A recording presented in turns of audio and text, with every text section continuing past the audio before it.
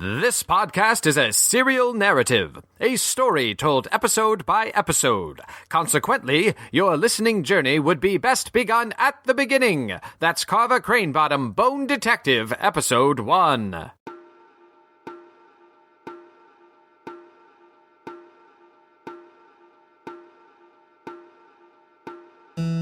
It is the year 2015, and life has lost all meaning. What once was up is down. What once was right is wrong. And those who dare to make a podcast which subversively reanimates the dead art of radio theater are considered dangerous criminal outcasts.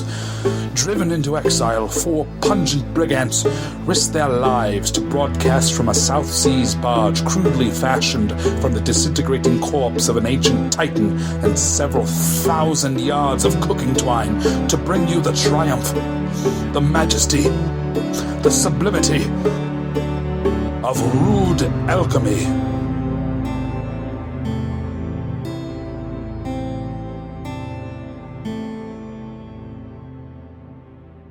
Previously on Carver, Cranebottom, Bone Detective. I heard the screams around the time the thunderstorm rolled in. And you say there is only one surviving witness? Let's have a look at that cipher of yours. What? No!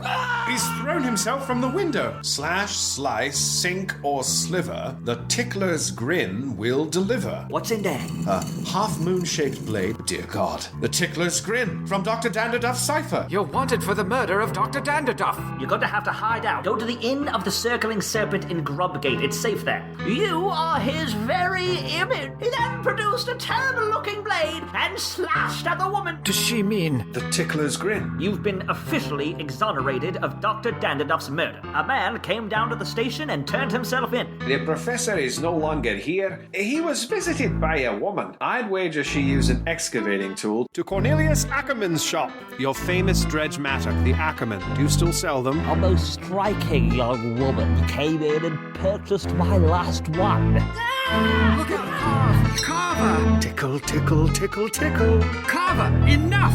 You were going to cut my throat. Got a bit carried away, I suppose. All right, miss, what's your name? Lilith Fontenoy. I had to be sure Hornsby was dead. And why? An innocent professor. My work is done. I've nothing to say. Something long dead now rages in my blood. The suspect that turned himself in for Danderduff's murder. You said you wanted to see him. He's ready now. Good evening, Carver. Come to ask for my help again. Well, dear listener, we've come to the end.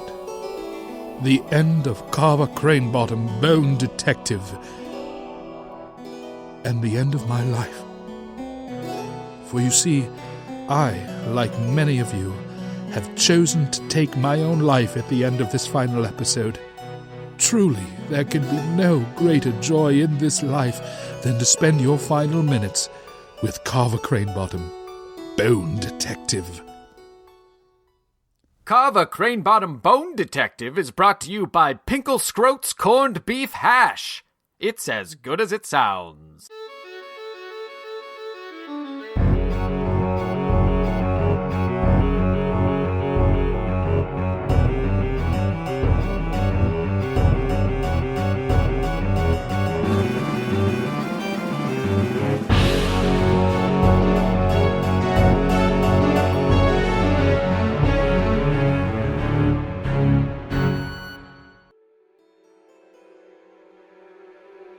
In the gloomy hollow of jail once more, Carver Cranebottom stands. No manacles this time, nor sausage-fingered cellmate eager to tear the throat from detractors real or imagined. Just the incessant pulsing of the blade on his hip, and the overly confident grin of his former patrons sat before him.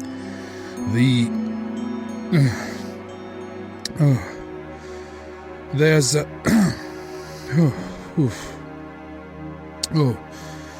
Oh, God, there's more to this. This is wretched timing. I just ate a whole pudding saucer of sow's cheek, and now I'm afraid oh, God, it's like hot soup in a wool sock. Oh, it's coming. Oh, God. Anyway, Carver's there, and Danderduff's there, and... I'll be back. Wes, what the devil is happening here? Carver, you old slowpoke. It took you long enough. What? What is this? This? You mean me? This is Dr. Wesley Dandadoff. Dr. Dandadoff is dead. Is he? I bloody well hope so. I was jailed for his murder. Ah, yes. Sorry about that. But, as you can see, I am not dead. But I saw you. You saw me dead? I saw you throw yourself from the window. Exactly. You saw me jump, but you did not see me land. I fell upon a canopy and rolled safely away. My body was declared dead by a coroner who was an old friend, and I was out of the mortuary and back to my home by daybreak. With Deborah's help, of course. You remember Deborah, don't you? How could I forget him? You couldn't. Good God, what is he doing here? Sorry, I thought you saw him. How could I see him? He was standing in the shadows. I did say you remember Deborah, don't you? Yes, but I thought that was just because you were referencing him in your story. Sorry. I could have helped with this in my opening, but honestly, I didn't see him there either. Also, I had diarrhea. He's very still and very quiet. Oh, kind of like the way a butler should be? What is he even doing here? There's nothing to buttle in a jail. Oh, so now you know what needs buttling and what doesn't. All right. Let's just get it together. Really, I wanted to say thank you, Carver. Thanks for what? For the warning. For bringing me the cipher. For saving my life. I don't understand. Of course you don't, poor boy. That much is clear. You couldn't know it at the time, but Professor Hornsby, that poor fellow who wrote the cipher, was a long ago colleague of mine, and thankfully, he found a way to warn me. Warn you of what? The tickler's grin. What of it? You mean, what of her? I don't think I do mean that. The tickler's grin is a female assassin on some convoluted mission to execute archaeologists. What? In fact, I'm quite certain she's the one who offed poor Hornsby's team the night before you came blubbering to me. Blubbering? Did he stutter? What? You were kind of blubbering, Carver. What is he doing?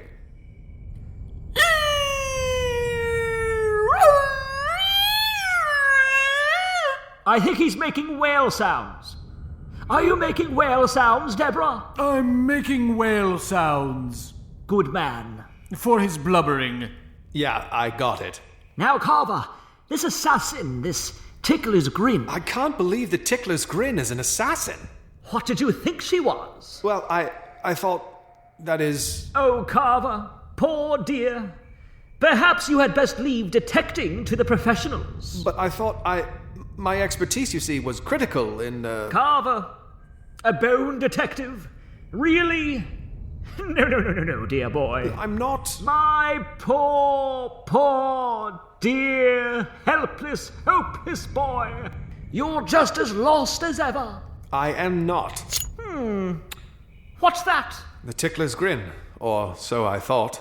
A curious-looking pig sticker, to be sure. And probably quite dangerous in the right hands. But the true Tickler's Grin is deadlier still. But for whatever reason, she couldn't finish the job that night. Old Hornsby somehow managed to escape. But I understand she's since abducted him. Now I'm afraid I'll be next, which is why I brought myself here. No safer place than surrounded by coppers, eh? And here I thought you came to exonerate me of a murder I did not commit. Oh, yes. Well, yes, that as well, of course. Well, I have some good news for you, Wes. You have no need to fear. Your assassin has been captured. What's that? At the hands of the supposedly incapable bone detective before you. You? And you were right. We found her just after she killed Professor Hornsby. But she's here now, captured and shackled. Then you've led her straight to me. Come, Deborah, let's away! But Wes, It's all right, Carver lad, but no one is safe around her. Least of all me. As I said, you couldn't have known, poor boy, but you had best come along. I have something else I think you'll want to see. what is it? That she-devil. Well, she was only interested in slaughtering Hornsby and his team. The bones they dug were then left to be picked by common brigands. Bone thieves? If there are bone detectives, there must be bone thieves, eh? Well, these thieves were obviously in over their heads. Soon enough, they were desperate to sell off the lot. I was one of the first they came to with their goods. You mean... That's right, Carver. I've got your bones. The three dashed from Scotland Yard to Dandiduff's waiting carriage, which carried them on a wending, weaving journey through the city's chaotic cluster to the opening country. Just as the sun sank and great thunderheads puffed in like the black locomotives of some foul-tempered titan, the sky cracked, bellowed and fountained forth a torrent that washed the whole kingdom wet. Carver Cranebottom's teeth chattered from the damp and cold, and the wobbling wheels hammering, while Dr. Dandiduff got a really nice foot rub from Deborah, the spooky butler. It was kind of aggressive, but there was no eye contact, so it wasn't like homoerotic. Just a totally normal, deep-tissue rope-down from a femininely named, significantly older manservant. When at last the carriage slowed, Carver peered through the spitting rain and saw a huge tent erected in the open bluster of the fields. Figures moved about before it, sparking torches to ward off the coming night. Carver followed Dandiduff silently, as Deborah began quietly mouthing instructions to the various men who bustled about. All wore dark fabricked mantles to shield them from the pounding rain. Once inside, Carver halted in awe of the sight before him, the partially assembled skeleton of a gargantuan beast.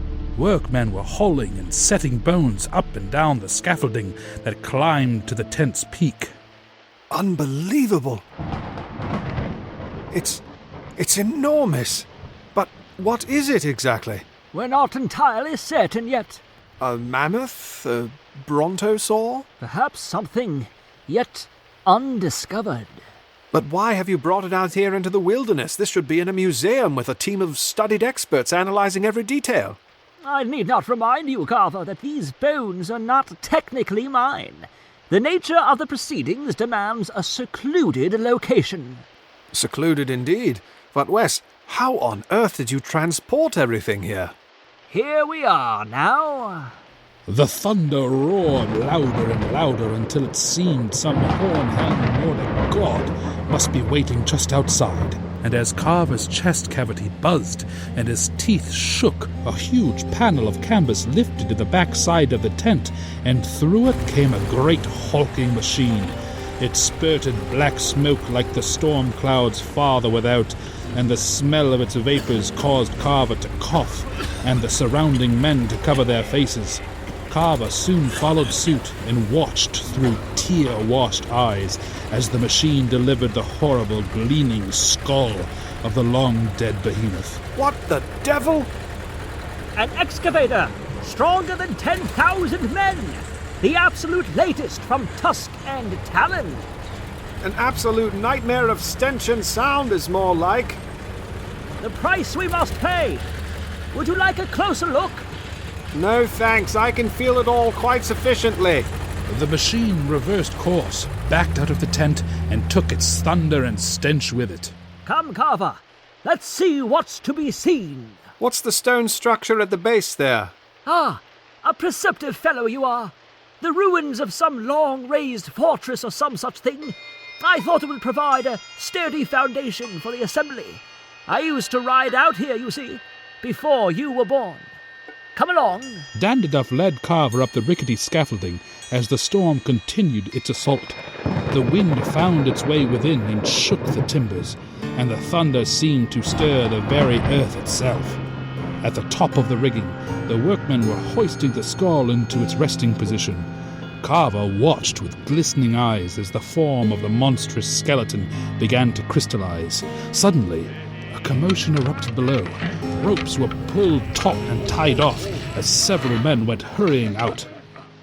What is it you see? What? What do you see? It ends here. Wes, look out!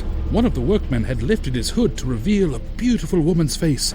A pistol appeared from within the folds of her mantle just as Carver caught her arm. The arm of Lilith Fontenoy.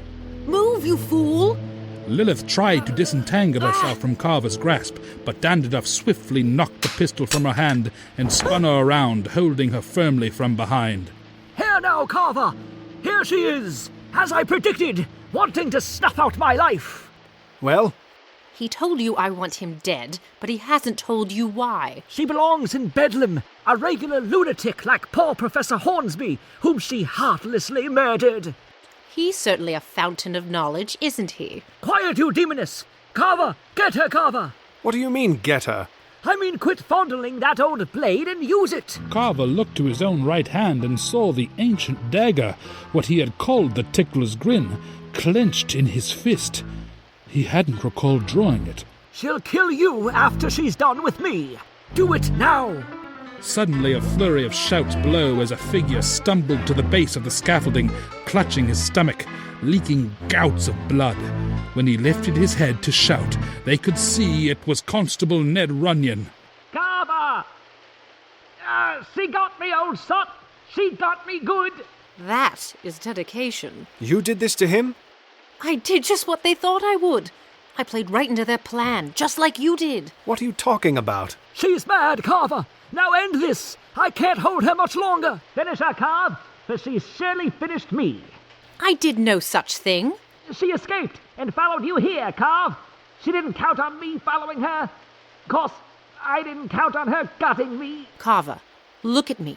We are just pawns, and they played us brilliantly. Look here, see my wrists? Bound in rope.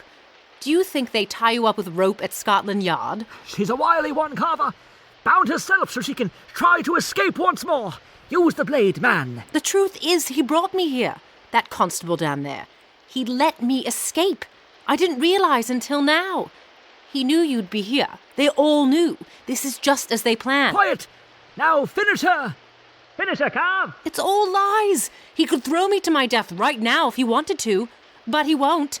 He's telling you to do it. But why? You see this horrible skeleton they're assembling? I said quiet! Dr. Dandaduff slammed Lilith's head into the piping of the scaffold. Her face dropped and her knees buckled as Dandaduff struggled to keep her upright. There. That's better.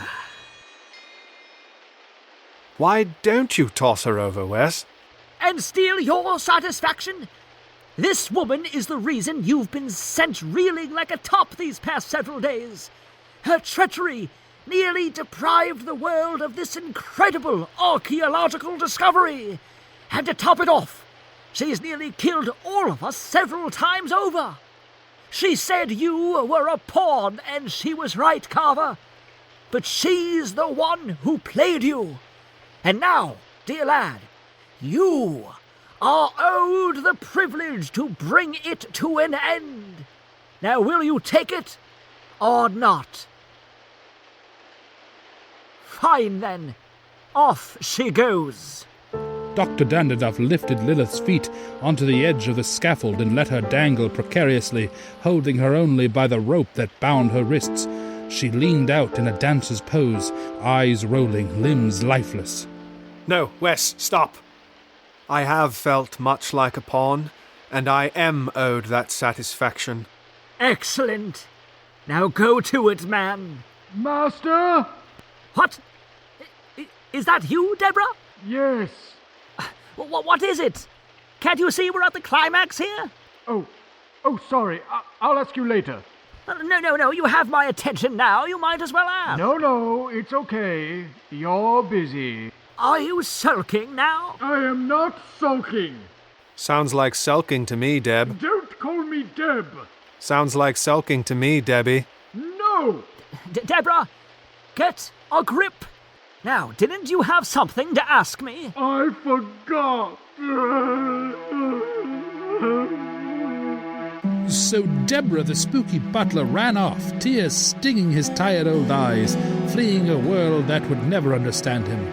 Also, Dr. Dandaduff was still dangling a freaking half-conscious human woman from the top of the towering scaffold. Sorry, where were we? You were about to exact your revenge on this treacherous succubus, I believe. Carver! Oh, what now? Who's that? Basil? It's me, Carver. It's Baz. Razzleton, you sopping git! Onion.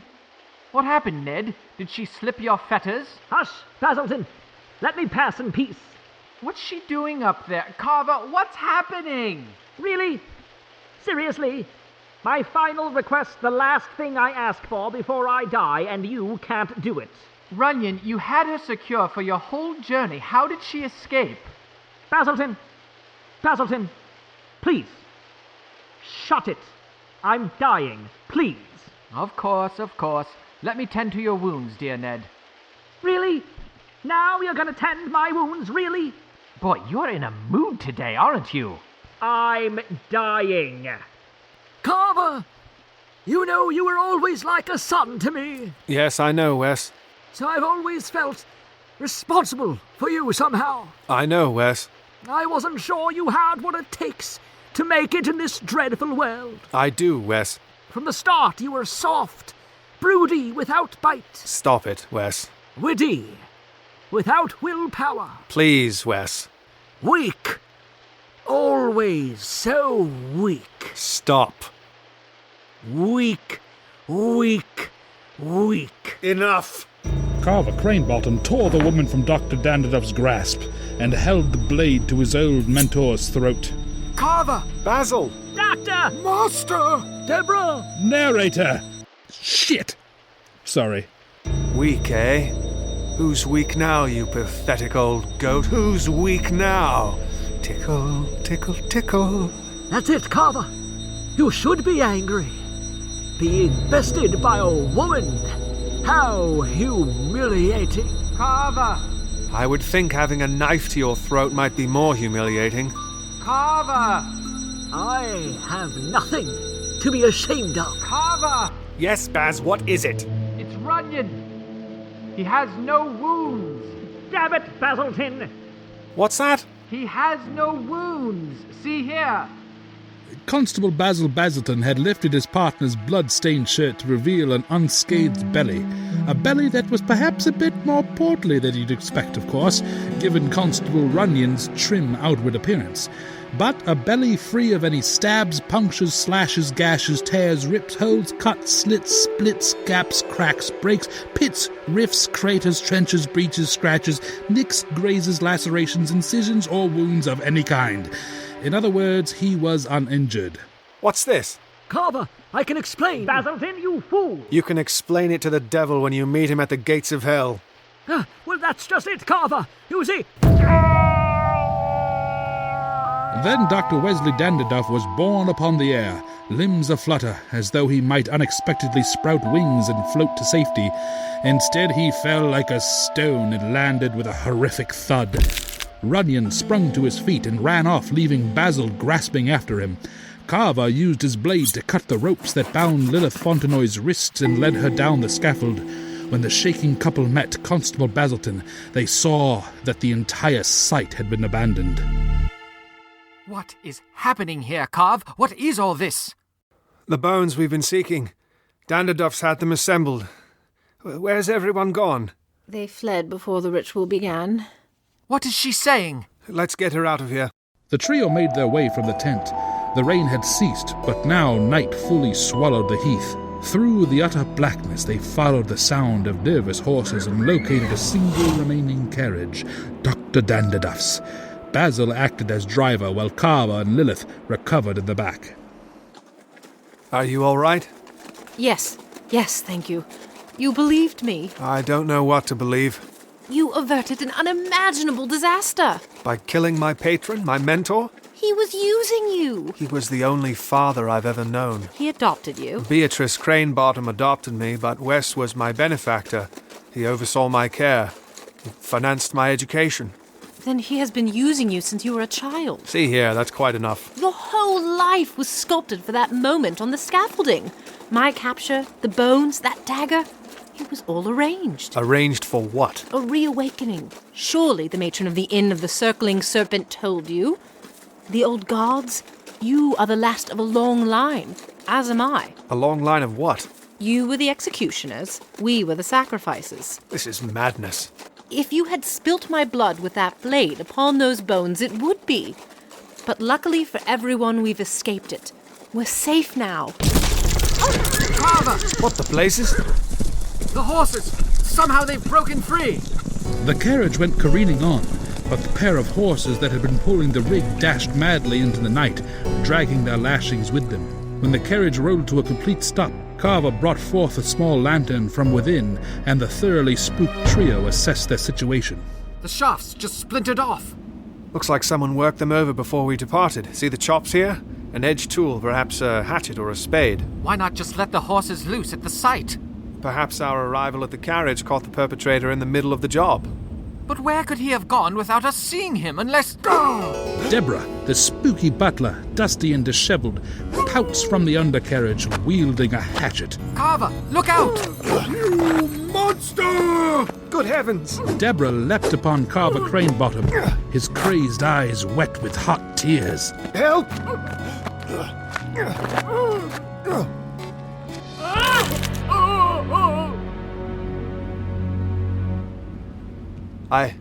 I must thank you, Lilith. Ms. Fontenoy. Consider it my thanks, Mr. Cranebottom. Dr. Cranebottom. Don't push it. Here, take my hand. Let's get you up from the dirt. Yes, of course. Now, let's away from this terrible place. Yes, please. And into a pair of dry pants. Eh? My pants are wet from all the rain. No, they're not. Yes, come along. Oh my. My hand is wet with blood. Miss Fontenoy, I think you might be bleeding. What? I'm sure you're all right. Just here on my palm from where you helped me up, see? Oh, God. Oh, God, no. What's the matter? My wrist. From when you cut the ropes that bound them.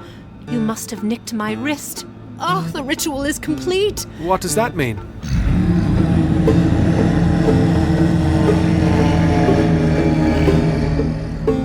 He's returned.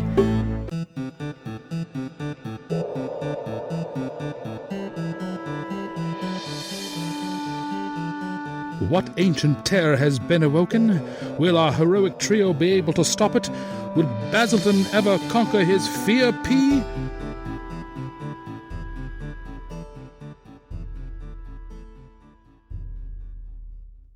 Carver Cranebottom Bone Detective is brought to you by Schmeep's Heap of Cheap Sheep Sleep. Bet you didn't know you could bottle sheep sleep? Well, you can. And Schmeep's is the cheapest heap of sheep sleep you've ever keeped. Well, dear listener, thank you for tuning in. And remember, Carver Cranebottom Bone Detective will return. Wait, what? No, that wasn't... There's to be more Carver Cranebottom? Oh, but I've already ingested the poison. Oh, God, no, dear God, no. Oh, please. Oh, the antidote. The antidote. Where have I placed the antidote? Oh, God.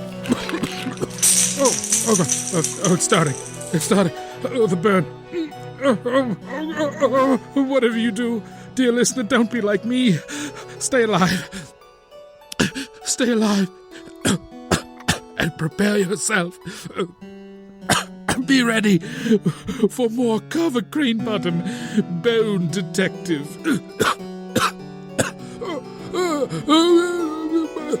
Mother.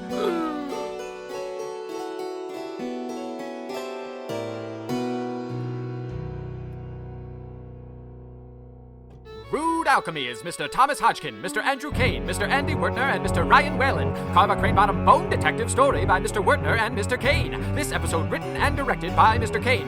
Featuring the voices of Rude Alchemy with Miss Julia Stroop as Lilith. Music composed by Mr. Benjamin J. Robb. For a listing of Creative Commons sound effects attributions, visit rudealchemy.com/attributions. Be sure to like and follow us on Facebook and Twitter, and please rate, review, and subscribe on iTunes. And finally, honestly, I want to Thank you, Denise. Now we are both free to live as we choose. You with Stephen, and I, as the beautiful, strong woman I've always known, lives inside me. I wish you peace, Denise. I wish you peace.